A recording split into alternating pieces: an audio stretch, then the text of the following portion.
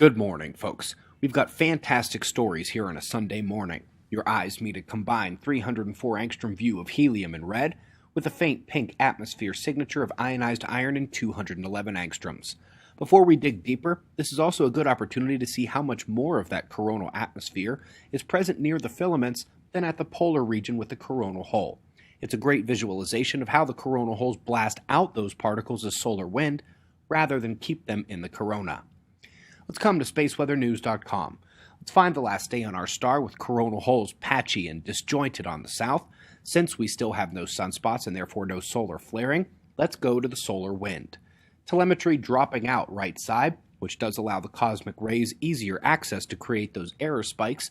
Indeed, with the solar wind dropping, geomagnetic system is quiet on every meter in existence this morning.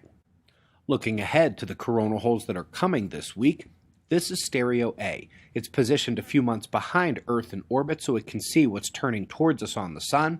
I would expect seismicity to rebound, finally ramp back up with the arrival of their magnetism. Let's go out to the weather. 2 notes. This is a tornado that dropped out of the typhoon in Japan. Many people missing, and reports vary around 10 confirmed dead so far. We showed the system en route to New Zealand. A couple hours before tomorrow's show, this one will have just arrived and begin the flash flood risk on the North Island. Eyes open there. We've got solar storm news up next. In a detailed look back at combined data sources during the 1989 Quebec blackout, which occurred during a tremendous geomagnetic storm, they have determined it was the second impact that triggered the system failures rather than the peak of the geomagnetic storm, even though that peak did extend the troubles to the US, Sweden, and the UK. But alas, a reminder for channel veterans and a key point for new viewers. The multiple impact scenario is the scariest, with the impacts themselves driving major inductions, often triggering system failures, even before the visible aurora and global magnetic disruptions begin to have their peak. Up next, a quick little note. We actually saw the preprint of this on Archive a few weeks ago, but now it's in the Solar Physics Journal. We learned that the Northern Hemisphere has reversed first the last 4 times, and that the data suggests to this researcher that a similar solar cycle 25 will follow this 24th. We do happen to agree. In a terrific paper detailing the geomagnetic effects of CMEs versus coronal holes and sector boundary crossings, it turns out that a key difference is in the intensified solar wind oxygen ion pressure, which is greater for the CMEs and peaks at lower latitude L-shell magnetic fields. Let's get a great confirmation of cosmic rays' connection to clouds and climate, and also a rationale for some of the confusion the last few years. They say the signature is greater in the north, which makes sense because landmass changes surface temp much more than the oceans do, and so with greater landmass in the north, cosmic rays should have more of an effect. Always a solid space weather climate forcing topic.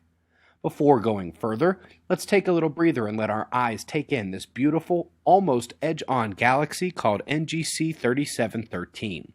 Hubble's latest here shows that it's not quite sideways from our view, allowing for an interesting depth comparison looking back across the disk.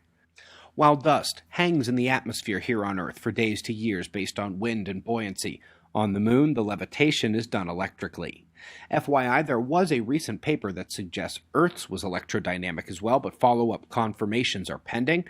Not needed on the Moon, though. There's no other way to float those micron particles except electromagnetism.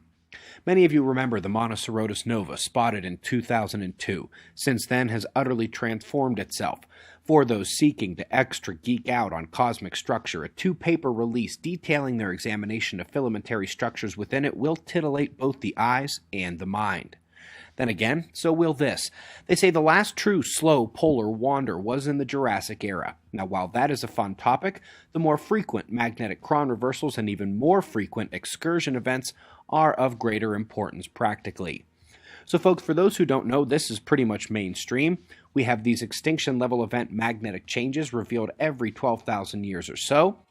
And with that timeline, with Earth's magnetic field undergoing the starting phase of the next shift over the last 2 centuries, and with us approaching the tipping point as the changes are not only significant here on Earth but speeding up, well, if you just managed to find your way here the last few weeks and haven't seen Cosmic Disaster, it is linked in the box below the video. It is one of our feature films from this year, and it covers not only the past, but what's about to happen again? We greatly appreciate your support. We've got wind map forecasts and shots of our star to close. We'll do this all again tomorrow, right here, but right now it's 4:55 a.m. in the new Valley of the Sun. Eyes open, no fear. Be safe, everyone.